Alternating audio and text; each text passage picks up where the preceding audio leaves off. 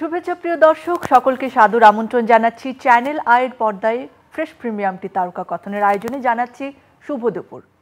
একটি সময় কিংবা একটি দিন কখন শুভ হয়, কখন আমরা তাকে শুভ বলি? যখন তা আলো বয়ে আনে, যখন তা মঙ্গল বয়ে আনে এবং অন্ধকার থেকে দূরে থাকে। তাহলে একজন মানুষ যিনি তার সারা জীবন আলো আনতে কাজ করেছেন, আমাদের আলোকবর্তিকা হয়ে কাজ করেছেন, অন্ধকার দূরে ঠেলতে কাজ করেছেন, সেই মানুষটি আমাদের জন্য কতটা শুভ? আজ তেমন একজন মানুষের জন্মদিন। আমাদের আলোকবর্তিকা, বুদ্ধিজীবী, শিক্ষাবিদ প্রফেসর সিরাজুল ইসলাম চৌধুরী স্যারের ৯০তম জন্মদিনে আপনাদের সকলকে এই বিশেষ আয়োজনে স্বাগত জানাচ্ছি। আমাদের শ্রদ্ধেয় স্যার, আমাদের ভালোবাসার স্যার লাল গালিচায় পা রেখে চ্যানেল আই প্রাঙ্গণে উপস্থিত হয়েছেন। এ আমাদের জন্য বিরাট পাওয়া, ভীষণ আনন্দের। স্যারকে স্বাগত জানাবো আমাদের আজকের বিশেষ তারকা কথনের সেটে। শুভ জন্মদিন স্যার। ধন্যবাদ স্যার, আসুন। প্রফেসর সিরাজুল ইসলাম চৌধুরী স্যারের সঙ্গে আজকে রয়েছেন আমাদের চ্যানেল আইয়ের বার্তা প্রধান কৃষি ব্যক্তিত্ব জনাব শাইখ সিরাজ, রয়েছেন চ্যানেল আইয়ের এক্সিকিউটিভ ডাইরেক্টর জনাব হারুন রশিদ, রয়েছেন তারই সুযোগ্য ছাত্র, লেখক, সংগঠক আজওয়ার হোসেন। স্যার, আমাদের সকলের পক্ষ থেকে আপনি যদি উত্তরীয় পড়িয়ে আমাদের শ্রদ্ধেয় স্যার সিরাজুল ইসলাম চৌধুরী স্যারকে বরণ করে নেন আজকের বিশেষ দিনে চ্যানেল আই প্রাঙ্গণে। স্যার, অনেক অনেক ধন্যবাদ, আপনি আজকে আমাদের সময় দিয়েছেন আপনার এই বিশেষ দিনে। আপনাদেরকে ধন্যবাদ এবং আপনাদের প্রতিও আমার আন্তরিক শুভেচ্ছা। ধন্যবাদ স্যার। এই ক্রেস্টটা যাতে আপনার মনে থাকে আজকের দিনটি আমাদের সকলের ভালোবাসার স্মারক হয়ে এখানে আমি রেখে দিচ্ছি। এই বিরাট বইটি হারুন রশিদ স্যার আপনি তুলে দেবেন। এইটি ফরিদুর রেজা সাগরের লেখা ছোট কাকু সিরিজের 40টি বইয়ের একটি সংকলন। আমি জানি আপনি হয়তো উল্টিয়ে পাল্টিয়ে দেখবেন স্যার অবসর সময়ে। অনেক অনেক ধন্যবাদ স্যার। আজকে আপনার সঙ্গে একটুখানি আড্ডা দেওয়ার সুযোগ মিস করতে চাইবো না স্যার, একটু কথা বলবো আপনার সঙ্গে। জনাব শাইখ সিরাজ, আপনাকে বিদায় দেবো আমরা আপনার কাছ থেকে শুভেচ্ছা শুনে। যাওয়ার আগে যেহেতু সুযোগটা পেয়েছি, স্যারকে একটু শুভেচ্ছা জানাচ্ছি। এক, দ্বিতীয় কথা, অবশ্যই আমাদের জন্যে, চ্যানেল আইয়ের জন্যে আজকে এই দিনটা খুবই আনন্দের। আপনাকে শুভেচ্ছা জানাতে এই দিনে ৯০তম জন্মদিন। আমি জানি আজকে সারাদিন আপনি নানানভাবে ব্যস্ত থাকবেন, অনেক বিশিষ্ট জনরা আপনাকে শুভেচ্ছা জানানোর জন্য আসবে হয়তো, কিন্তু চ্যানেল আইকে যে আপনি সময় দিয়েছেন এই জন্য আমরা কৃতজ্ঞতা প্রকাশ করছি। আমরা ভাবি যে আপনি চ্যানেল আই পরিবারেরই একজন। বিভিন্ন সময় আপনাকে আমরা চেয়েছি, পেয়েছি, আজকের এই দিনটাতে পেয়েছি বলে আরও অনেক শুভেচ্ছা। ধন্যবাদ স্যার। ধন্যবাদ আপনাকেও। জনাব হারুন রশিদ, ছোট্ট করে যদি কিছু বলতে চান। স্যার, আপনাকে জন্মদিনের শুভেচ্ছা, অনেক অনেক ভালোবাসা আপনার জন্য। আসলে আমরা একটা অ্যাক্টিভিস্ট সোসাইটিতে এখন বসবাস করছি। এই সোসাইটিকে প্রাণ দেওয়ার জন্য, যে প্রাণের যে উজ্জ্বলতা, বাংময়তা বাড়ানোর জন্য স্যার আপনাকে, আপনার দ্বারস্থ হয়ে আমরা, আপনার মতো মানুষরা আমাদের জন্য সত্যিকারই আলোকবর্তিকা। আপনি আরও বেঁচে থাকুন, আরও সচল থাকুন এবং আমাদেরকে আলোকিত করুন, এই প্রত্যাশা ব্যক্ত করছি আপনার কাছে। ধন্যবাদ আপনাকেও। প্রিয় দর্শক, আপনাদেরকেও জানাচ্ছি সাদর আমন্ত্রণ আজকের এই বিশেষ আড্ডায়, বিশেষ আলাপচারিতায়। স্যার, কেমন আছেন আপনি? আছি ভালোই। স্যার, ৯০ বছর এই পৃথিবীতে আছেন, কেমন লাগছে স্যার? মনে হচ্ছে যে একটা দীর্ঘ সময় পার করলাম? না, আমার তো ভালো লাগছে মানে থাকাটা, তবে কতগুলো মানে সুবিধা অসুবিধা হচ্ছে। যদি আমি বলতে চাই তাহলে এরকমভাবে বলবো যে বয়সের তো একটা ভার আছে, বোঝা আছে, সেইটা তো বহন করতে হচ্ছে, এটা গেল একটা। কিন্তু যেটা আমার অর্জন হচ্ছে, তবে সেইটা হচ্ছে যে আমি দৃষ্টির স্বচ্ছতা পাচ্ছি। এইটা আমার মনে হচ্ছে যে আমার বাইরের দেখার শক্তি যত দুর্বল হচ্ছে, ভেতরে শক্তিটা, দেখার শক্তিটা তত যেন শক্তিশালী হচ্ছে। আমি যেন আরও পরিষ্কারভাবে বিষয়গুলোকে বুঝতে পারি, জগৎকে, জগতের সমস্যাকে, কী করণীয় ছিল, কি করতে পারিনি, এইগুলো আরও স্পষ্টভাবে দেখতে পাই। তবে ওই যে বললাম বয়সের ভার, সেইটা আছে। আর দ্বিতীয় হচ্ছে যে এটা অনেক মানুষ আপনজনরা চলে গেছেন। আমি চারদিকে যখন তাকাই তখন সেই মানুষদের দেখতে পাই না।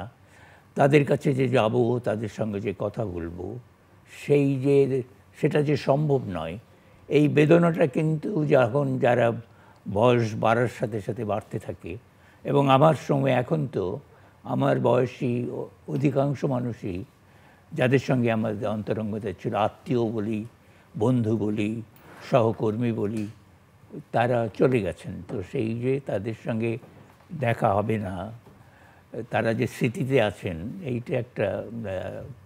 এইটা আরেকটা বোঝা আর কি বহন করতে। একা লাগে স্যার মাঝে মাঝে?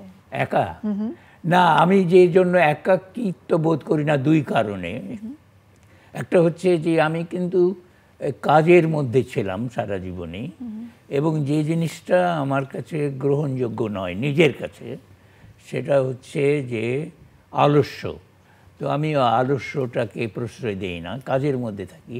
কাজেই কাজের মধ্যে থাকা একটা ব্যস্ততা, একটা একাগ্রতা, এবং সেইখানে একটা নিঃসঙ্গতাটা দূর হয়। দ্বিতীয় হচ্ছে যে আমি আবার সাংগঠনিক একটা কাজের সঙ্গে যুক্ত থাকি সবসময়। যেমন আমি এই যে আমাদের একটা পত্রিকা আছে, 23 বছর ধরে চলছে, নতুন দিগন্ত। এই পত্রিকাটা তো ত্রৈমাসিক, কিন্তু আমি প্রায় প্রতিদিনই অফিসে যাই, মানে একদিন বাদ দিয়ে, ছুটির দিন বাদ দিয়ে, শুক্রবার বাদ দিয়ে। এবং ওখানে গেলে অনেকের সাথে দেখা হয়, এবং ওখানে গেলে যে একটা সময় কাটে। তো এইগুলো, এবং আমি আবার বিশ্ববিদ্যালয়েরও যে এমেরিটাস অধ্যাপক, তো ছাত্ররাও আসে, গবেষণা যারা করে তারা পরামর্শ চায় কী বিষয়ে গবেষণা করতে হবে, এ বিষয়ে ভাবে। কাজেই একাকিত্বটা ঠিক অনুভব করি না, কিন্তু ওই যে মানে চলে যাওয়া মানুষের সঙ্গে, যে তাদের হারিয়ে যাওয়া মানুষগুলো, তারা স্মৃতিতে আসেন। একজন 90 বছরের মানুষ প্রতিদিন অফিস করছেন, যদিও তার কোনো বাধ্যবাধকতা নেই, শুধু কাজের প্রতি ভালোবাসা থেকে।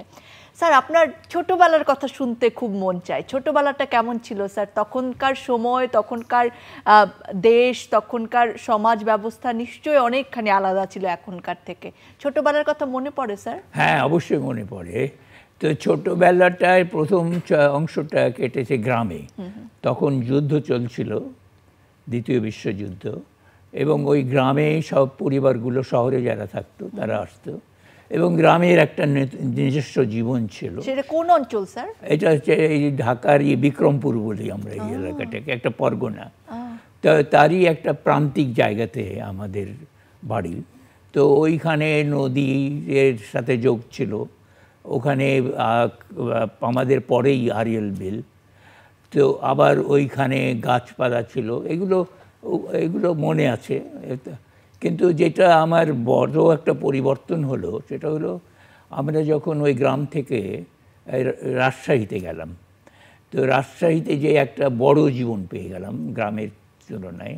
সেখানে নদী পেলাম, পদ্মা নদী, এবং পদ্মা নদী থেকে স্রোত, নদী যখন বর্ষাকালে স্ফীত হয় তখন পানি ছেড়ে দেয়। পানি ছেড়ে দেওয়ার জন্য ছোট ছোট খালের মতো ছিল, ওইটা আবার আমাদের বাড়ির পাশ দিয়ে গেছে। সেইখান দিয়ে ওই পানির, আমরা যে বাসায় থাকতাম ওই পানি দেখতাম। এবং রাজশাহীতে একটা রাজনৈতিক জীবনও দেখলাম। সেই রাজনৈতিক জীবনটা হচ্ছে যে তখন এটা এই যে 40-এর দশকে, আমরা তো 40-এর ধরো 43-44 এই সমস্ত সময় ওই দুর্ভিক্ষ হয়েছে, দুর্ভিক্ষের প্রকোপ পড়েছে, কিন্তু একটা রাজনৈতিক জীবন আছে। তখন কংগ্রেস আছে, মুসলিম লীগ আছে, আবার কমিউনিস্ট পার্টিও আছে রাজশাহীতে। তাদের তৎপরতাগুলো আমরা দেখছি।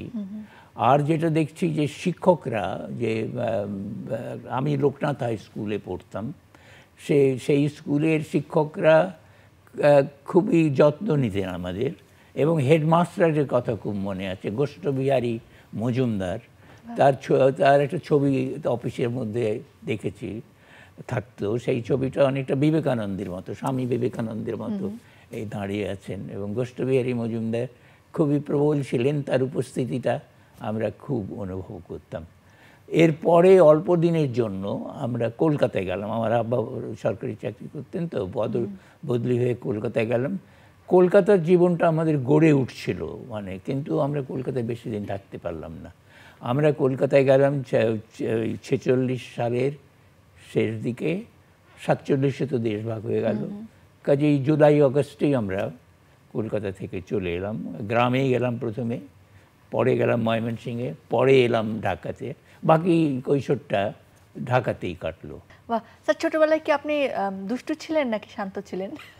না না, আমি শান্ত ছিলাম, কিন্তু ভেতরে ভেতরে একটা দুষ্টুমি ছিল এবং একটা কাজের সঙ্গে যুক্ত হওয়ার আকাঙ্ক্ষা ছিল। আমরা কিন্তু সেই জন্য আমি যেটা ঘটলো যে খুবই দুর্ঘটনার মতো, সেটা হচ্ছে যে আমি ফুটবল খেলতে গিয়ে, ছেলেরা যা করে ওই বয়সে, ফুটবল খেলতে গিয়ে আমার পা ভেঙে গেল। হ্যাঁ, তো তারপরে 1 মাস প্রায় 1.5 মাস আমাকে বিছানায় শুয়ে থাকতে হলো। ওই সময়টায় আমার আবার বই পড়ার যে একটা সুযোগ হলো। আমার বাবা তো ওখানে মুসলিম লাইব্রেরি ছিল, একটা তখন একটা এই সাংস্কৃতিক তৎপরতাও ছিল রাজশাহীতে। ওইখান থেকে বই এনে দিতেন, যে সমস্ত বই আমার পড়া উচিত, কিশোর উপযোগী বই। আমাকে মাসিক পত্রিকার গ্রাহক, যেমন শিশু সাথী গ্রাহক করে দিলেন। আবার আমাদের বাড়িতে আজাদ পত্রিকা আসতো, মুকুলের মহফিল, সেইখানে দেখতাম। এই মুকুলের মহফিল এগুলো দেখে দেখে আমার সাহিত্য প্রীতিটা কিন্তু ওই দুর্ঘটনার মধ্য দিয়ে বিকশিত হলো, একটা ক্ষতিপূরণ হলো। তখন থেকে আমি ওই এমনিতে বই পড়াটাই আমার হবি হয়ে দাঁড়ালো, যে এইটা মনে হচ্ছে। তাহলে তো খুব একটা দুষ্টুমি করা হয়নি। আমি একটু আপনার ছাত্রের কাছেই শুনি, স্যারকে আসলে কিভাবে পেয়েছেন, কিভাবে দেখেছেন? আমি স্যারকে প্রথমে দেখি দূর থেকে। আমি যখন রেসিডেন্সিয়াল মডেল স্কুলের 11 শ্রেণীর ছাত্র, তখন স্যারকে আমি প্রথমে দেখি টেলিভিশনে, এবং আমার স্পষ্ট মনে আছে স্যার তখন পশ্চিমা প্রকৃতিকে পশ্চিমা সাহিত্যিকরা যে চোখ দিয়ে দেখেন আর আমাদের সাহিত্যিকরা যে চোখ দিয়ে দেখেন, তার পার্থক্য নিয়ে তিনি কথা বলছেন, যে প্রকৃতির সাথে মানুষের যে বিচ্ছিন্নতা পুঁজিবাদ তৈরি করে, সেই সম্পর্কে একটু বলে আমাদের লেখকদের প্রকৃতি সংক্রান্ত কথা বলতে গিয়ে বলেছেন যে অনেকটা প্রকৃতির কাছাকাছি আসে, প্রকৃতি সেখানে ইনডিফারেন্ট, মানে পশ্চিমা সাহিত্যে বিশেষ বিশেষ ক্ষেত্রে, আর আমাদের সাহিত্যের প্রকৃতি কীভাবে আছে। এই আলোচনাটা যখন দেখলাম আমি স্যারের, তখন দেখে মনে হলো যে একজন মানুষ এত সুন্দর করে কথা বলেন এবং প্রতিটি বাক্য এত চমৎকারভাবে তিনি বলছেন। ওখানে মনে হলো যে স্যারের এই সমস্ত কথা শুনে যে এটাকে যদি ট্রান্সক্রাইব করা হয় তাহলে একটা প্রবন্ধ দাঁড়িয়ে যাবে। তো আমার প্রথমত ওনার বাগ্মিতায় আমি মুগ্ধ হয়েছিলাম, এবং তারপরে স্যারের তো বিষয় আছেই, তো তখন থেকে আমার মনে হতো যে আমি যদি স্যারের ছাত্র হতে পারতাম। এবং এটা বলা দরকার যে ইংরেজি বিভাগে আমি ঢাকা বিশ্ববিদ্যালয়ে পরে ছাত্র যখন হলাম, তার পেছনের কারণ ছিল কিন্তু আমার শিক্ষক অধ্যাপক সিরাজুল ইসলাম চৌধুরী, তার কাছে আমি অত্যন্ত কৃতজ্ঞ একাধিক কারণে। এবং যখন তিনি শিক্ষক, তার এক একটা বক্তৃতা থেকে মনে হতো এক একটি মহাকাব্যিক ঘটনা, যার সম্পূর্ণ তাৎপর্য ওই বয়সে মানে পুরোপুরি বোঝে ওঠার ক্ষমতা তখন অর্জন না করলেও পরিষ্কার বুঝতাম যে এই অসাধারণ বাগ্মী শিক্ষক শুধু বলেনই না, দেখানো আর বিষয়কে একই সঙ্গে সহজ এবং সুন্দর করে উপস্থাপনা করেন। যেমন তার নিজস্বতা সবসময়, যেখানে তার নিজস্বতা সবসময় স্পষ্ট হয়ে থাকে। দেশে এবং বিদেশে, আমি নিজেই ইংরেজি সাহিত্য, বিদেশে বলতে মার্কিন যুক্তরাষ্ট্রের কথা বলতে হয়, ইংরেজি সাহিত্য পড়েছি এবং পড়িয়েছি। এবং অবশ্যই বলতে হবে যে সিরাজুল ইসলাম চৌধুরীর মতো মনীষা সম্পন্ন এবং প্রতিভাবান ইংরেজি সাহিত্যের শিক্ষক আমি আমার জীবনে খুব কম দেখেছি। যে শিক্ষক হিসেবে স্যার তো তার একটা বিশেষ একটা অ্যাপ্রোচ, এসব নিয়ে তো বলা যেতেই পারে, কিন্তু তিনি অত্যন্ত সময়নিষ্ঠ ছিলেন। আমি আমার জীবনে, আমার যে ঢাকা বিশ্ববিদ্যালয়ে ইংরেজি বিভাগে থাকাকালীন স্যারকে আমি কখনোই আমাদের ক্লাসে 1 মিনিট লেট হতে দেখিনি, এবং ঠিক সময় তিনি ক্লাসে ঢুকবেন 55 মিনিট, একদম একদিনই। এবং কোনো দিনই বিশ্ববিদ্যালয়ের শিক্ষকদের তো ক্লাস মিস করার একটা লম্বা ইতিহাস আছে, তো এগুলো তো আমরা জানি, কিন্তু সেই ক্ষেত্রে কোনো দিনই তিনি 1 মিনিট যে একটা মানুষ দেরি হতো তা হননি। উনি সঠিক সময়ে উপস্থিত হতেন, আর ঠিক সঠিক সময় উনি ক্লাস থেকে বেরিয়ে যেতেন। উনি আমাদের টলস্টয় পড়াতেন, অ্যানা ক্যারেনিনা পড়াতেন। এবং তখন আমরা লক্ষ্য করেছি আরেকটা জিনিস, সেটা হচ্ছে যে উনি আসার আগেই যে চ্যাপ্টারটা পড়াবেন বইয়ের ভিতরে তার আঙুলটা ঢোকানো থাকতো, এসে তিনি পড়ানো শুরু করতেন। সময় একদমই কখনো ক্লাসে নষ্ট করেনি। এবং ক্লাসে আরেকটা জিনিস লক্ষ্য করেছি যে বক্তৃতার সময় কোনো পুনরাবৃত্তি নেই, একদম বিষয়গুলোকে সহজভাবেই যাকে বললাম সহজভাবে এবং সুন্দরভাবে উপস্থাপন করেছেন, ধরিয়ে দিচ্ছেন। এবং আমি শুনেছি যে অন্য ডিপার্টমেন্টের স্টুডেন্টরাও পেছনে এসে স্যারের কাছে বসে থাকতেন। এবং আমরা যখন আমি যখন ছাত্র ছিলাম ক্লাসে, আমি দেখেছি যে আন্তর্জাতিক সম্পর্ক বিভাগ থেকে, সমাজবিজ্ঞান বিভাগ থেকে পেছনে এসে তারা বসে আছে স্যারের বক্তৃতা শুনবে বলে। শুধু তাই না, বুয়েট থেকে ছাত্রছাত্রীরা এসে স্যারের বক্তৃতা শুনেছেন। এটা একটা স্যার, এই যে আমাদের কাছে যদি বলা হয়, ইনফ্যাক্ট এই প্রজন্মের মানুষের কাছেও যদি বলা হয় যে একজন শিক্ষকের নাম বলুন, যাকে সত্যিকারের শিক্ষক বলবেন, আপনি শিক্ষাগুরু বলবেন, স্যার আপনার নামটা শুরুতে বলা হয়। আপনি কি স্যার ছোটবেলায় শিক্ষক হতে চেয়েছিলেন নাকি অন্য কিছু? না, আমি কি হতে চেয়েছিলাম যেটা স্পষ্ট নাই। আমাদের সময় কিন্তু আমরা ওই রকম আমরা চলছি, কোথায় যাব জানি না। তো আমি যেটা সত্যি যেটা আমার আগ্রহ ছিল সেটা হচ্ছে যে পত্রিকা সম্পাদনায়। তো আমি যদি শিক্ষক না হতাম তাহলে আমি পছন্দ করতাম পত্রিকার সম্পাদক হওয়া। মানে ওই সম্পাদক না নয় ওই অর্থে, কিন্তু সম্পাদনার সঙ্গে যুক্ত থাকার জন্য। আমি কিন্তু এই যে ছেলেবেলা থেকেই পত্রিকার সম্পাদনা করে আসছি, হাতে লেখা পত্রিকা, দেয়াল পত্রিকা, এমনকি সাপ্তাহিক পত্রিকা, মাসিক পত্রিকা, ত্রৈমাসিক পত্রিকা, এইগুলো সম্পাদনার মধ্যে আমার একটা আনন্দ ছিল। সে আনন্দ দুই ধরনের। একটা হচ্ছে যে এটা একটা সৃষ্টিশীল কাজ আমি মনে করতাম, সাহিত্যের সঙ্গে যুক্ত থাকা। আর দ্বিতীয় হচ্ছে যে আমি যেটা একটা বোধহয় উত্তরাধিকার ছিল, যে পৈতৃক উত্তরাধিকার। আমার বাবা সরকারি চাকরি করতেন, তো ওই যে একটা আমলাতান্ত্রিক জায়গা, সম্পাদকরা কিন্তু আবার একটু আমলাতান্ত্রিক হন, এবং যে লেখা আসছে, মনোনীত করছি, অমনোনীত করছি, আবার লেখা সংশোধন করছি, লেখকের সাথে কথা বলছি, এইটাও ছিল আমার। স্যার আপনি তো আমলাতান্ত্রিকতা থেকে দূরে থাকতেও চেয়েছেন, উপাচার্য হওয়ার প্রস্তাবকে আপনি বারবার ঠেলেও দিয়েছেন, কেন স্যার? না, আমি আমলাতন্ত্র তো পছন্দ করি না। আমি আমলাতন্ত্রের বিপরীত যেটা, সেটা হচ্ছে গণতন্ত্র। আচ্ছা, আমাদের যে ধারা সেটা হচ্ছে আমাদের রাষ্ট্র একটা আমলাতান্ত্রিক রাষ্ট্র। এটা ব্রিটিশ আমলে ছিল, পাকিস্তান আমলে ছিল, এখনও আছে। তো ওই আমলাতান্ত্রিকতার বাইরে আমি যেতে চেয়েছি। আমি গণতন্ত্রের পক্ষে, এবং আমলাতন্ত্র আর গণতন্ত্র হচ্ছে পরস্পর বিরোধী। আর এখানে যে কথাটা উল্লেখ করতে হয় যে আমরা তো একটা পিতৃতান্ত্রিক ব্যবস্থার মধ্যে ছিলাম, এখনও আছি। তো পিতার যে হুকুম বা পিতার যে কথা, সেইটা মান্য করতে হতো। তো অন্য পিতাদের মতো আমার পিতাও চেয়েছিলেন যে আমি ওই আমলাতন্ত্রের মধ্যে ঢুকি। তিনি আমলাতন্ত্রের মধ্যে ছিলেন, আমলাতন্ত্রের ক্ষমতা দেখেছেন, তিনি নিজে আমলাতান্ত্রিক হয়ে গেছিলেন হয়তো। তিনি চাইতেন, এবং আমলাতন্ত্রের যে ক্ষমতা ছিল এইটা তারা বুঝেছেন। তো তিনি চাইতেন যে আমি যেন আমলা হই একজন। তো আমার সাথে আমার পিতার প্রথম বিরোধ, বোধহয় একমাত্র বিরোধী, এরপরে আর বিরোধ ওরকম হয়নি। একমাত্র বিরোধ হলো যে যখন আমি হচ্ছি, MA পরীক্ষা দিচ্ছি, তখন আমি কি করব ভবিষ্যতে।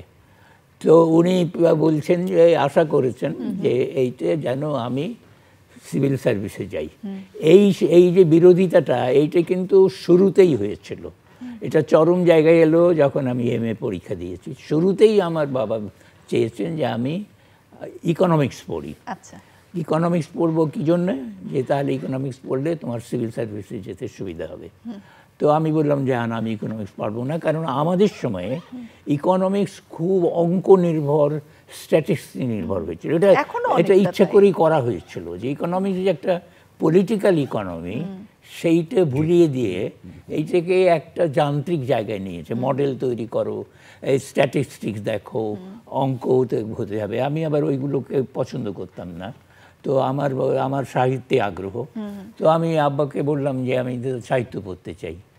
তো তাহলে কি সাহিত্য? আমি আবার বোধহয় বলেছিলাম বাংলা পড়তে চাই। তো বললো না না না, বাংলা তো বাড়িতেই পড়তে পারবে, তাহলে তুমি বরং ইংরেজি পড়ো।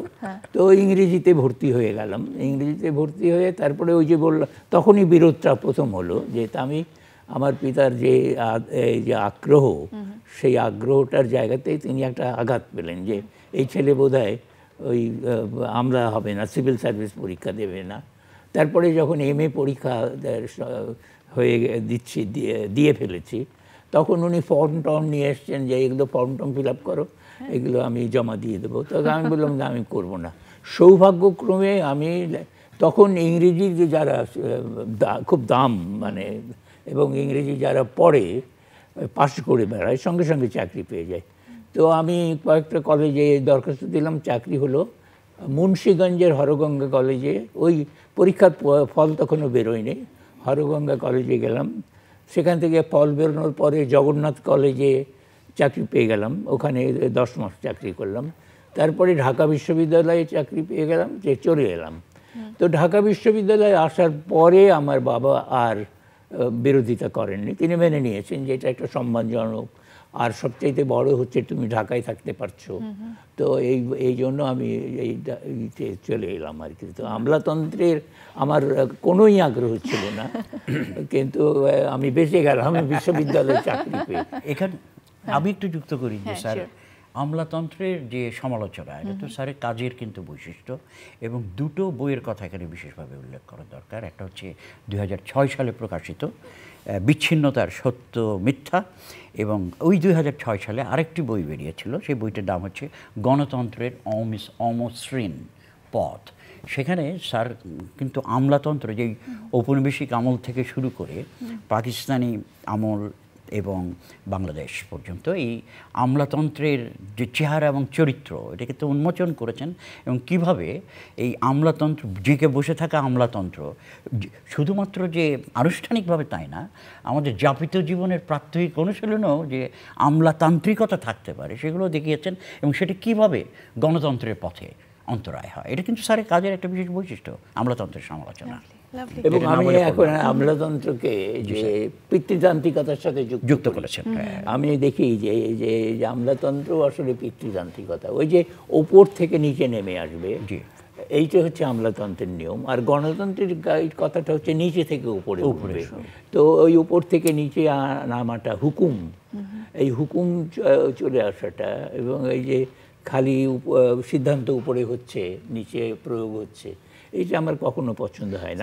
এবং আমি যে শিক্ষকতা করার আমার যে তুমি আজকাল যেটা বললো, আমি খুব উপভোগ করেছি এই শিক্ষকতাটাকে, এই জন্য যে তরুণদের সাথে প্রতি বছর নতুন নতুন ছাত্ররা আসছে, আবার বেরিয়ে যাচ্ছে, যারা বেরিয়ে যাচ্ছে তাদের সঙ্গেও আবার যোগাযোগ থাকছে, আবার আমি সেই তাদের সাথে মিশতে পারছি, তাদের সাথে আদান প্রদান করতে পারছি। এবং আমি এই যে ঢাকা বিশ্ববিদ্যালয়ের ছাত্র সংসদ এখন নেই, ওইটা 9 বছর, এটা তো একটা অবৈতনিক কাজ, কিন্তু এই কাজটা আমি 9 বছর ছিলাম এই কোষাধ্যক্ষ। সেই কোষাধ্যক্ষ আমি খুব উপভোগ করেছি, যে সাংস্কৃতিক কাজ হচ্ছে, হচ্ছে। আরেকটা জিনিস আমি খুব উপভোগ করতাম, সেটা হচ্ছে যে টেলিভিশনে, ওই বিটিভিতে তখন একটা অনুষ্ঠান শুরু করলো, যে এটা আগে রেডিওতে ছিল, সেটা হলো বিতর্ক। আগে আমি ওই বিতর্কের গুলোতে মানে বিচারক হতাম, কখনো কখনো সভাপতি হতাম, এবং টেলিভিশন বিতর্কেও আমি খুব, এইটা গণতান্ত্রিকতার ওই জায়গাটাতে। আবার আমার মিডিয়ার প্রতি খুব আকর্ষণ ছিল। আমি যেমন এই আকর্ষণটা হলো এরকমের, যে আমরা যখন বিশ্ববিদ্যালয়ে পড়ি তখন রেডিও অফিসটা হচ্ছে বিশ্ববিদ্যালয়ের রেল লাইনের অপর পাশে, এখন যেখানে বোরহানুদ্দিন কলেজ আছে ওই জায়গাটাতে। তো যারা ওখানে প্রযোজক ছিলেন তারা আবার আমাদের চাইতে বয়সে বড়, কিন্তু তারা আবার বিশ্ববিদ্যালয় থেকে গেছেন কেউ কেউ। তো ওই যে ছাত্র অবস্থাতেই আমি ওই রেডিওতে অংশ নিচ্ছি। টেলিভিশন যখন প্রথম এলো তখন যারা টেলিভিশনের এই প্রযোজক তারাও আমাদের একটু, আমাদের সাথে বয়সে বড়, কিন্তু আমাদের সাথে জানাশোনা। এবং ওই প্রথম অনুষ্ঠানে, একেবারে প্রথম অনুষ্ঠানেও ওই ডিআইটিতে সেইখানেও আমরা অংশ নিয়েছি। কাজেই ওই মিডিয়ার দিকে যাওয়া। আবার আমি খুব উপভোগ করেছি এই যে পত্রিকাতে কলাম লেখা, যে ছদ্মনামে, যেখানে আমার অনেক স্বাধীনতা, কেননা আমি ছদ্মনামে লিখছি। আপনার ছদ্মনামটা কি ছিল স্যার?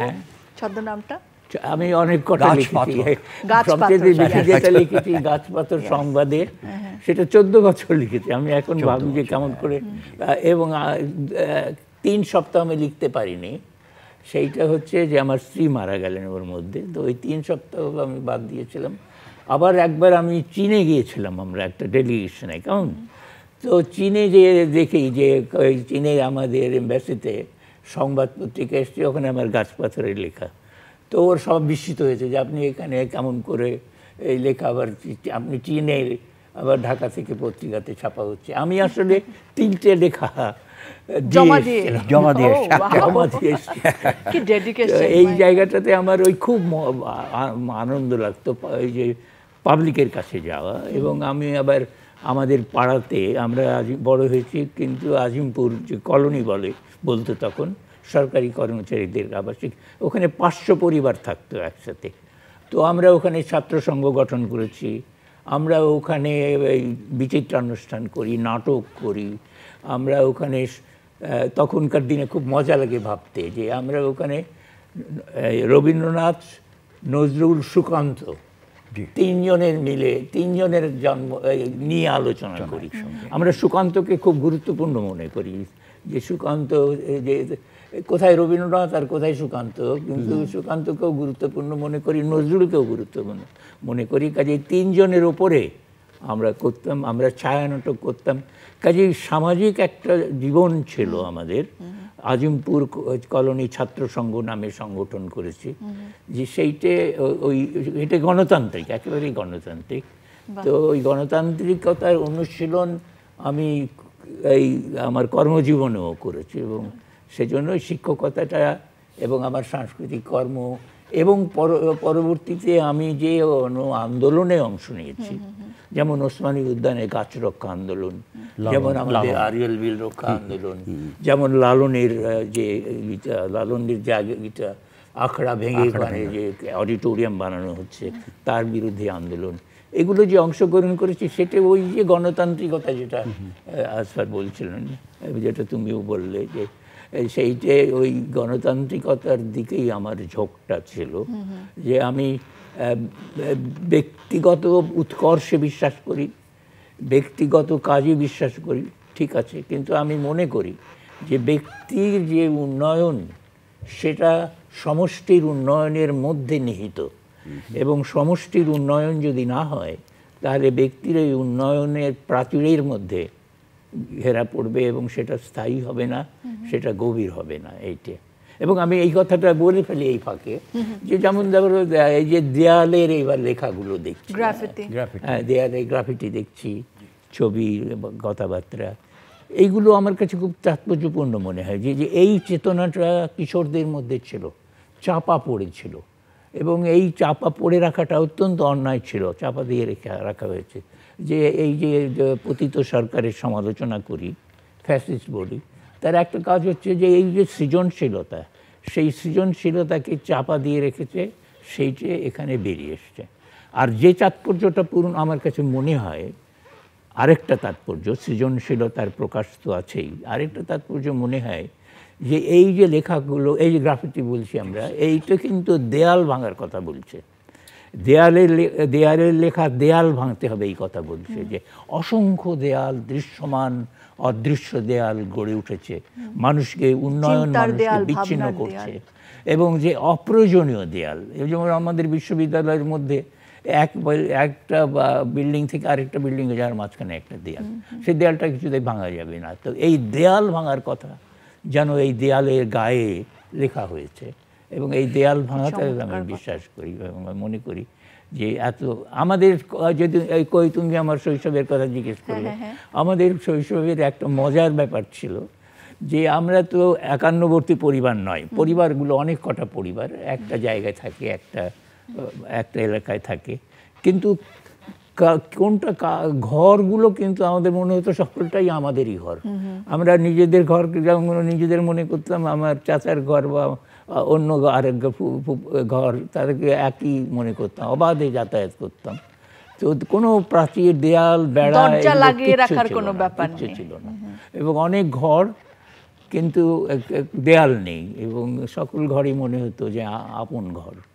তো ওই জায়গাটা শেষ হয়ে গেছে। এবং ওইটার রিফ্লেকশন তো আমাদের সোসাইটিতেও ছিল স্যার। হ্যাঁ, একদম। এই পাড়া, এই পরিবারের যে অবাধ বিচরণ, পাড়ার সেটা বোধ, সমাজেও ছিল। হ্যাঁ, সামাজিকতা, খেলার মাঠ, নাটক করছে, গানের অনুষ্ঠান করছে, এবং যে আন্দোলনগুলো হতো, যেমন সমস্ত আন্দোলনের মধ্যে যেভাবে ছেলেমেয়েরা বেরিয়ে আসতো, তো তার মধ্যে ওই দেয়াল ভাঙার কথাটা ছিল। কিন্তু দেয়াল উঠছে, যত দেয়াল ভাঙার কথা আমরা বলতে চেষ্টা করছি ততই দেয়াল উঠছে, এবং সেই দেয়ালগুলো আমাদেরকে আবদ্ধ করে ফেলছে। এবং দেয়ালের গায়ে আবার দেয়ালের রক্ষা করার জন্য আবার পাহারাদার বসাতে হচ্ছে। ওই পাহারাদার কাজেই দেয়ালের যারা তুলেছেন বা তুলছে তারা নিরাপদ বোধ করছে না। সেইগুলো চমৎকার কথা। এবং দেয়াল নিয়েও কিন্তু স্যারের কিন্তু লেখা আছে যে পুঁজিবাদ কিভাবে দেয়াল তৈরি করে, কিভাবে বিচ্ছিন্ন, ওই যে বিচ্ছিন্নতার সত্য মিথ্যা বইটা খুব গুরুত্বপূর্ণ।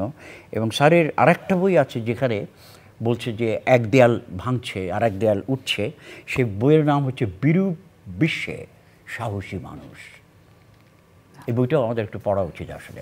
আমাদের এই সময়ে দাঁড়িয়ে আমাদের তো মানবিকতার জয় যে চাওয়া, সেটা সবচেয়ে বেশি হওয়া উচিত। এখন শুধু বাংলাদেশ নয় স্যার, পুরো পৃথিবীর দিকে যদি তাকাই, অমুক দেশ তমুক দেশকে আক্রমণ করছে, আমরা আবার এক দেশের পক্ষ নিচ্ছি, আরেক দেশের ধ্বংস চাইছি, কিন্তু যেখানেই মানুষ মরুক সেখানেই তো মানবতার বিপর্যয় হচ্ছে। এই যে স্যার পুরো পৃথিবী জুড়ে একটা অস্থির সময়, এখান থেকে স্যার মুক্তি কোথায় স্যার? না, এইটা হচ্ছে পুঁজিবাদের চরম অবস্থা। হ্যাঁ, পুঁজিবাদের দুটো দিক আছে, এটা আমি সবসময় মজা পাই ভাবতে। যে আমার মনে ফ্রান্সিস বেকনের কথা মনে পড়ে, যে ফ্রান্সিস বেকন তো অসাধারণ বিজ্ঞানী ছিলেন, জ্ঞানী ছিলেন, লেখক ছিলেন। তো ফ্রান্সিস বেকন দুটো দিক তার।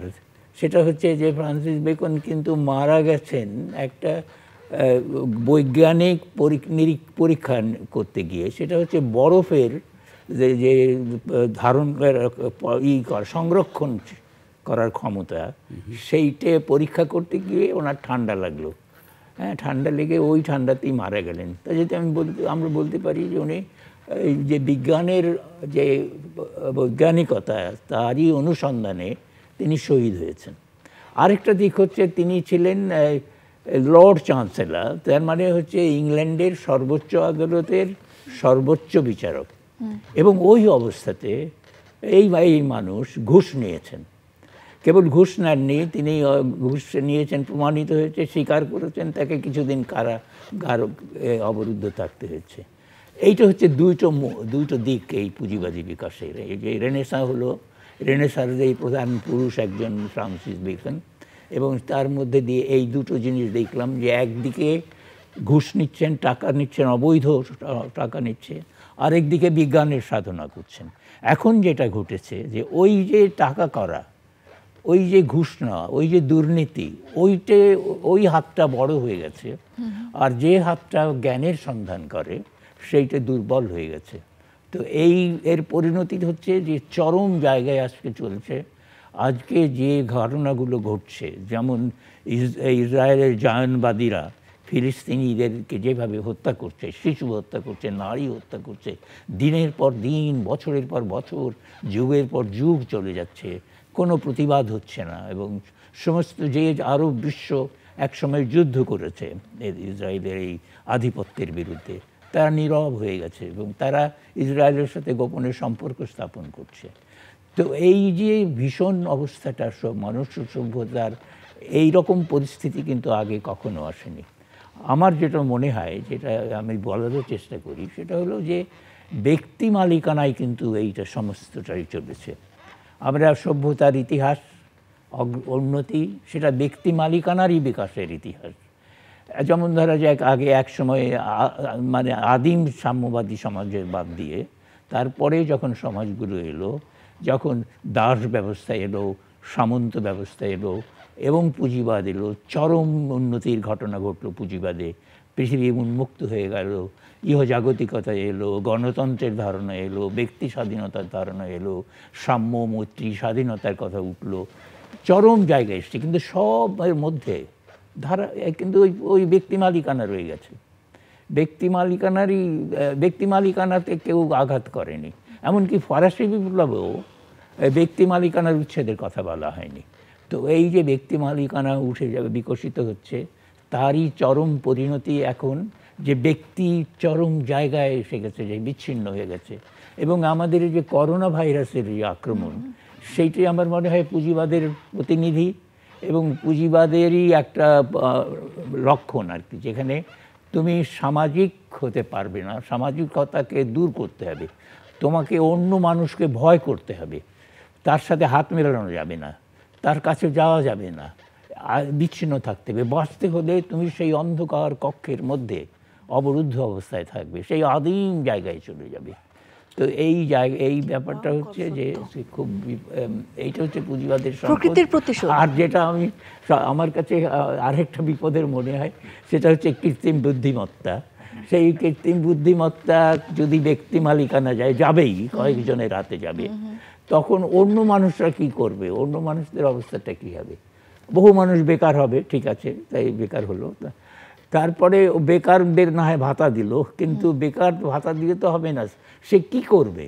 তার তো কোনো কাজ নাই, সব কাজ তো যন্ত্রে করে ফেলছে এবং নিখুঁতভাবেই করছে। এবং যন্ত্র তখন আধিপত্য করবে মানুষের উপরে, যন্ত্র হয়তো নতুন নতুন যন্ত্র আবিষ্কার করবে এবং মানুষের অবস্থা হয়তো ওই যে ইসের মতো হয় যে ঘরের মধ্যে মানুষ ওই যে পশু পাখি রাখে, কুকুর বেড়াল পোষে, ওই রকম হয়তো যন্ত্রের অধীনে আমরা চলে যাব। এই বিপদগুলো সম্বন্ধে ভাবা দরকার এবং ভাবছেন অনেকে। কিন্তু মুশকিল হলো যে এই কণ্ঠটা বা এই কথাগুলো, এই শঙ্কার কথাগুলো, এইগুলো বাইরে আসে না, প্রকাশ পায় না। এবং এমনকি এই যে ইলন মাস্কের মতো এই যে বড় লোক, সে যে বিনিয়োগ করেছে এই সমস্ত, এমনকি কৃত্রিম বুদ্ধিমত্তার বিকাশের ক্ষেত্রেও তার বিনিয়োগ আছে। তিনি এক বলেছেন এক সাক্ষাৎকারে, জ্যাক মা হচ্ছেন ওই যে আলিবাবার মালিক, তার সাথে সাক্ষাৎকারে বলছেন যে এই বিপদ আসতে পারে, যে তখন এই পৃথিবী মনুষ্য বসবাসের জন্য হয়তো উপযোগী হবে না, আমাদেরকে অন্য কোনো গ্রহে যেতে হবে। কোথায় যেতে হবে? মঙ্গল গ্রহে যেতে হবে। কীরকম অবাস্তব কথা, যে মঙ্গল গ্রহে কজন যেতে পারবে, কি করে যেতে পারবে? তো তার ভয়টা হলো যে এখানে থাকা যাবে না, তখন যন্ত্র এমন কঠিন হবে, যান্ত্রিকতা, যে তখন আর আমরা মানুষের মতো থাকবে না। তো এইগুলো বিষয়গুলো নিয়ে যে ভাবাটা, সেই ভাবার চিন্তাটাই কিন্তু ওই যে ফ্রান্সিস বেকনের ক্ষেত্রে করলো, ওই দুর্নীতিটাই বড় হয়ে দাঁড়ালো। চমৎকার, কি ভয়ের কথা আসলে। মানে আমরাই আমাদের হাতে এই পৃথিবীটাকে এমন জায়গায় নিয়ে যাচ্ছি যেখানে আমরা বাস করতে পারবো না, সেই ভয়ও পাচ্ছি, বাট আমরা থামছি না। কি ভয়ের কথা। আজমল ভাই, আর একটু মানে সহজতায় আসতে চাই ভয়ের জায়গা থেকে। প্রতি বছর স্যারের জন্মদিনে আপনারা উদযাপন করেন এবং একটি করে কবিতা স্যারকে উৎসর্গ করেন। এই বছর যে কবিতাটি উৎসর্গ করছেন সেটা একটুখানি শুনতে চাই আজকের আয়োজনে। হ্যাঁ, এবং প্রতি বছর আমরা আজকে স্যারের আমরা জন্মদিন উদযাপন করবো। সেখানে স্যার 1 ঘন্টার একটা বক্তৃতা দেবেন, একটু বলে রাখা দরকার, দর্শকদেরও আমন্ত্রণ জানাই। আমরা আব্দুল করিম সাহিত্য বিশারদ অডিটোরিয়ামে আজকে জাতীয় জাদুঘর, বাংলা একাডেমির সেখানে আমরা মিলিত হব এবং স্যারের জন্মদিন আমরা আলোচনার ভেতর দিয়ে উদযাপন করব। এবং স্যারের সেই বক্তৃতার বিষয় হচ্ছে জাতীয়তাবাদ এবং তার ভূমিকা। আমি কি সঠিক বললাম? 71-এর মুক্তিযুদ্ধ এবং জাতীয়তাবাদের ভূমিকা। এবং আরও স্যারের ছাত্রছাত্রীরা থাকবেন, আমরা থাকব, আমরা এটার জন্য অপেক্ষা করছি নিঃসন্দেহে। এবং আমি সেখানেও সেই কবিতা পড়ি, মানে প্রতি বছর আমি বলা যেতে পারে 2016 সাল থেকে পর্যন্ত প্রতি বছরই আমার এটা করার সুযোগ এবং সৌভাগ্য হয়েছে। অনুষ্ঠান সঞ্চালনাও করি আমি, এবং স্যারকে একটা কবিতা, আমি স্যারের জন্য কবিতা অনুবাদও করেছি, মানে তার জন্মদিনে করে আগেও করেছি। এবং এবারে আমি একটা কবিতা যেটা স্যারকে উৎসর্গ করছি, সেটার হচ্ছে এক সাউথ আফ্রিকান কবি অ্যালেক্সিস নিউন্দাইয়ের কবিতা। এবং এই কবিতাটা বাংলায় অনুবাদ করে এই কবিতার শিরোনাম হচ্ছে ক্যালিমানের কাব্যতত্ত্ব।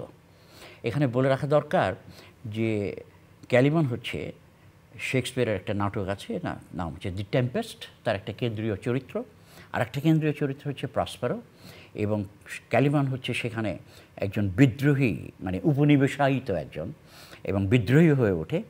আরেকটু যুক্ত করার দরকার যে স্যারের লেখা থেকে আমরা জানতে পেরেছি যে স্যার অল্প বয়সে শেক্সপিয়ারের যে টেম্পেস্ট নাটকের এই ক্যালিমান চরিত্রে অভিনয় করছে। স্যার যে অভিনয় করছেন এটা তো একটা, অনেকেই জানেন না, জানেন না। কলেজে পড়ার সময় নটরডেম কলেজে পড়ার সময় করেছিলেন। তা আমি দেখলাম যে অ্যালেক্সিস নিউম্যানের কবিতা ক্যালিমানকে নিয়ে এবং ক্যালিমানের বিদ্রোহ নিয়ে, ক্যালিমানের অভিজ্ঞতা এবং অনুভূতি নিয়ে, এবং এটা আমি পড়ছি। ক্যালিমানের কাব্যতত্ত্ব। বাবা ক্যালিমান দৌড়ান দৌড়ান দৌড়ান দৌড়ান দৌড়ান, জ্যোতির ৩৩টি পর্বে অর্থের ৪৯টি গলি ধরে বাবা ক্যালিমান দৌড়ান দৌড়ান দৌড়ান দৌড়ান দৌড়ান দৌড়ান, চিহ্ন মেখে গতরে গতরে গান বাবা ক্যালিমান, দেহতত্ত্বের গান, উপমা উৎপ্রেক্ষা রূপকের আস্তানায় আস্তানায়, গান বাবা ক্যালিমানের ভাষাতত্ত্বের গান, সুধান বাবা ক্যালিমান, কার সাথে কার তুলনা দেন, কন কার সাথে কার তুলনা দেন, বাবা ক্যালিমান দৌড়ান দৌড়ান দৌড়ান, ইতিহাস ফুঁসে ওঠে জলে দাও দাও, চেতনার গভীর থেকে কোনো এক আখ্যান পাইছাড়, তাকে ঘিরে শব্দের বুননি চলে অবিরাম, গান বাবা ক্যালিমান, ভাষাতত্ত্বের গান, গান বাবা ক্যালিমান, দেহতত্ত্বের গান, নাম ধাম ঠিকানা সীমানা ঠিক করে কোন মহাজন, মানচিত্র ঠুকরে ঠুকরে খায় কোন গুরুজন, কোন মাস্তান, সুধান বাবা ক্যালিমান। অতঃপর মাংসের শরচ্ছন্দে ধ্বনিত হয় সংগ্রামী স্বরগ্রাম, ধসে পড়ুক উপনিবেশের তিলোত্তম সব, ধসে পড়ুক পুরনো প্রাচীর সব, ভেঙে পড়ুক সব ছন্দবদ্ধ পুনরাবৃত্ত মাত্রা জ্ঞান, জেগে উঠুক নতুন ভাষার নতুন মুলুক, জেগে উঠুক নতুন মানুষ। কি চমৎকার চমৎকার। দারুণ স্যার, কেমন লাগলো? না, চমৎকার অনুবাদ করেছো তুমি, একেবারে খুব জীবন্ত একটা করে তুলেছো, এবং আমার অনুবাদ মনে হলো না, মনে হলো যেন মৌলিক রচনা। অনেক অনেক ধন্যবাদ স্যার। আপনার অভিনয়ের কথা শুনলাম, গান কবিতা এগুলোর প্রতিও কি ঝোঁক ছিল স্যার? না, গান তো নাই, কবিতা আমি লিখতে পারিনি আজ পারলে, যেভাবে লিখেছে। যে কবিতা লেখার আমার দুটো ভয়। একটা ভয় হচ্ছে যে আমি যে ছন্দ মেলাতে পারবো না, যে আমি অঙ্কে একটু কাঁচা ছিলাম, তো আমার অঙ্কে করতে গিয়ে আমার সবসময় ভয় হতো যে ফলটা বোধহয় মিলবে না, প্রক্রিয়ার মধ্যে দিয়ে যাচ্ছি কিন্তু ঠিক ফলটা পাবো না। স্যার, আপনি প্রেমিক হিসেবে কেমন ছিলেন? প্রথম প্রেমে কবে পড়েছিলেন? না, ওই রকম ঘটনা ঘটেনি। একই স্যার, মানে এত রসবোধ যার, এত প্রেমে তো পড়েছেন। হ্যাঁ, আর আমি অন্য কাজে ব্যস্ত ছিলাম। স্যার, প্রেমিক হিসেবে কেমন ছিলেন? আপনার স্ত্রীর প্রেমেও যদি পড়ে থাকেন, তিনি আপনাকে রেটিং কত দিয়েছিলেন? না, স্ত্রীর সাথে তো আমার খুব ঘনিষ্ঠতা ছিল। যে কথাটা, সেটা কি স্যার অ্যারেঞ্জ ম্যারেজ ছিল নাকি ভালোবেসে বিয়ে? না, এইটা পরিচয় একটা ছিল, মানে তার ইতে, কিন্তু এমন কিছু ঘনিষ্ঠ পরিচয় ছিল না। যেটা হচ্ছে যে আমার স্ত্রীর সাথে আমার সম্পর্কের ক্ষেত্রে একটা বড় ইটা হলো এই যে আমার স্ত্রীর এইটা তারই আবিষ্কার।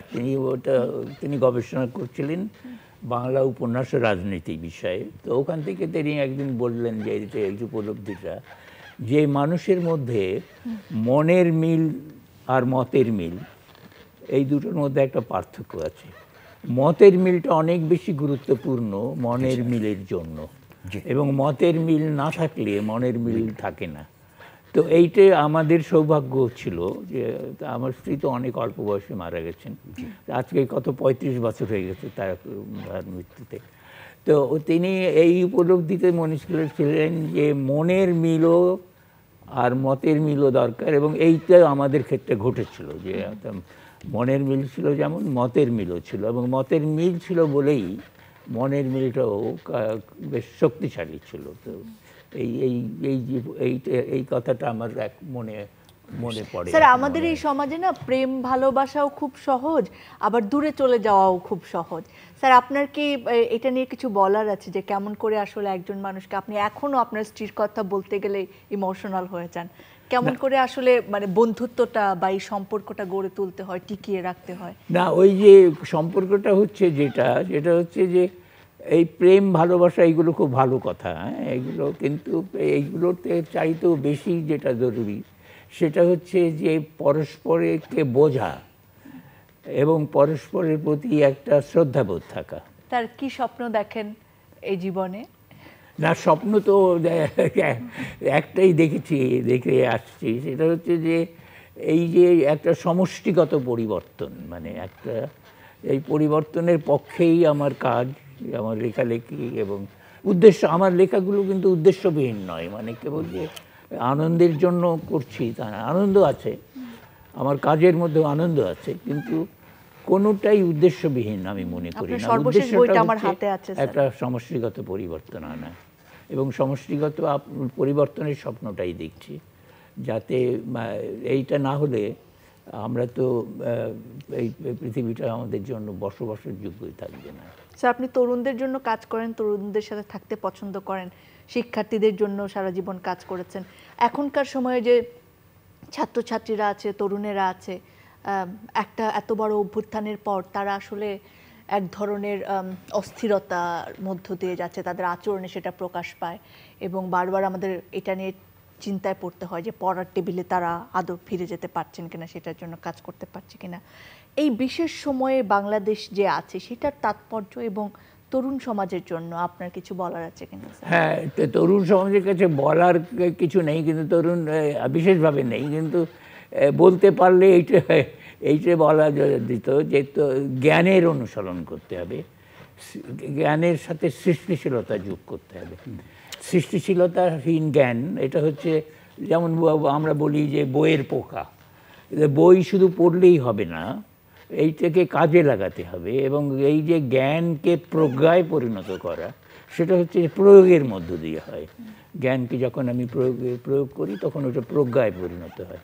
তো ওইটা দরকার। আমি যে মানে ছাত্রদের সঙ্গে যে অনুভূতিটা নিয়ে কাজ করি, সেটা হচ্ছে যে তুমি এই জ্ঞানটাকে বাস্তব ক্ষেত্রেও প্রয়োগ করো, তোমার জীবনের ক্ষেত্রেও প্রয়োগ করো। এটা শুধু আনন্দের ব্যাপার বা সংগ্রহের ব্যাপার নয়, আর জ্ঞানের চর্চা করতে হবে, সৃষ্টিশীলতার চর্চা করতে হবে, কিন্তু কোনোটাই উদ্দেশ্যবিহীন হবে না।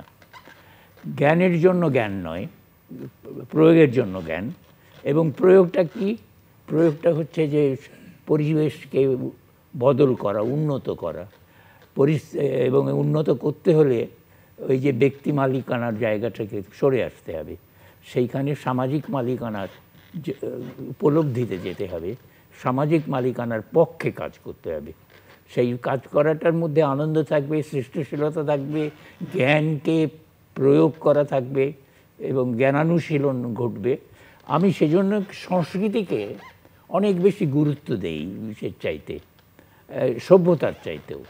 কেননা সংস্কৃতি হচ্ছে একটা আত্মপরিচয়, এবং সংস্কৃতি হচ্ছে সৃষ্টিশীল। সভ্যতা হচ্ছে আমি যা ব্যবহার করি, আমার ব্যবহার্য, আর সংস্কৃতি হচ্ছে আমার ভেতরে বাইরে যা আছে তার পরিচয়। তো ওই সংস্কৃতির চর্চাটাকে আমি গুরুত্ব দিই এবং সেই চর্চাকেই করতে বলবো, কিন্তু এই চর্চার জন্য পরিবেশ বদল করতে হবে।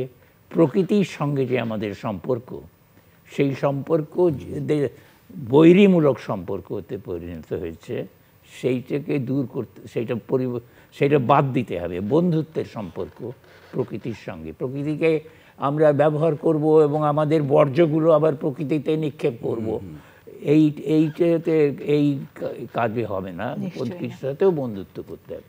কাজে মানবিক বন্ধুত্ব এবং প্রকৃতির সঙ্গে বন্ধুত্ব দুটোই করার পরামর্শ দেব। অনেক অনেক ধন্যবাদ স্যার।